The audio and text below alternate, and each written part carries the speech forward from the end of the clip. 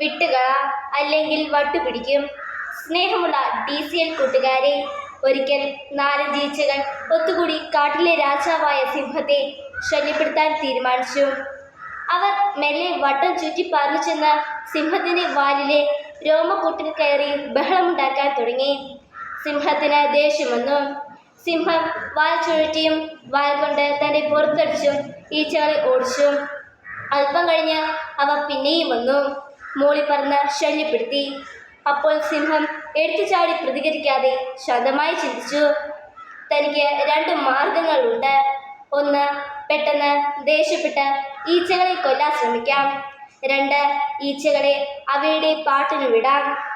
ഒന്നാമത്തെ മാർഗം സ്വീകരിച്ചാൽ താൻ സിംഹമാണെന്നത് മറക്കണം.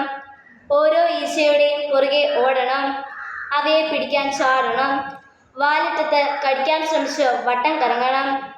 ചുരുക്കത്തിൽ കാട്ടിലെ രാജാവായ താൻ നിലമറന്ന് കൊളുവി കുത്തിയ കുരങ്ങു പോലെ കോമാളി വേഷം കെട്ടണം.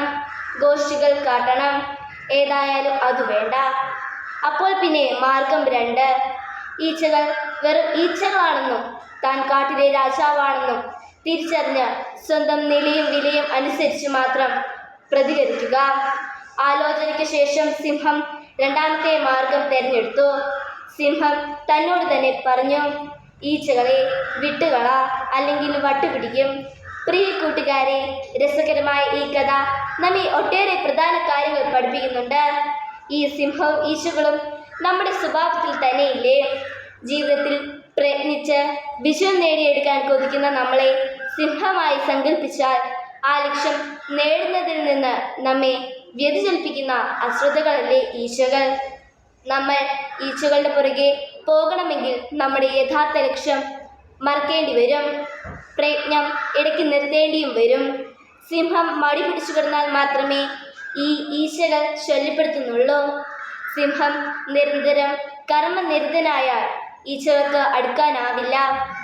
അതുപോലെ നമ്മിലും ലക്ഷ്യബോധവും ഉത്സാഹവും തളരുമ്പം മാത്രമേ നമ്മിലേക്ക് മടിയും അശ്രദ്ധയുമാകുന്ന ഈച്ചകൾ അടുക്കുകയുള്ളൂ. വഴിതെറ്റിക്കുന്ന ശ്രദ്ധ മാറ്റിക്കളയുന്ന എല്ലാവരും എല്ലാ കാര്യങ്ങളും ഈച്ചകളെ പോലെയാണ് എന്നോർക്കണം. You are a born winner എന്ന ഗ്രന്ഥത്തിൽ നവീൻ കെ ചൗധരിയാണ് വിജയിക്കാൻ ആഗ്രഹിക്കുന്ന സിംഹം ഈച്ചകളെ ഭയപ്പെടാറില്ല എന്ന പ്രശസ്ത വാക്യം അവതരിപ്പിക്കുന്നത്. ഈച്ചകൾ ഇനിയും വന്നേക്കാം. നമ്മുടെ ശ്രദ്ധയും ഏകാഗ്രതയും വഴിതിരിച്ചുവിടാൻ പഠിച്ച പണി 18 പയറ്റിയേക്കാം.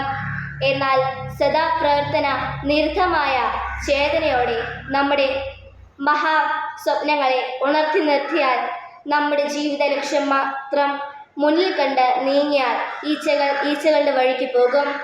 നമ്മൾ വിജയമധുരം നുകരുകയും ചെയ്യും. എന്താ കൂട്ടുകാരെ, ഒന്നുണർന്നാലോ?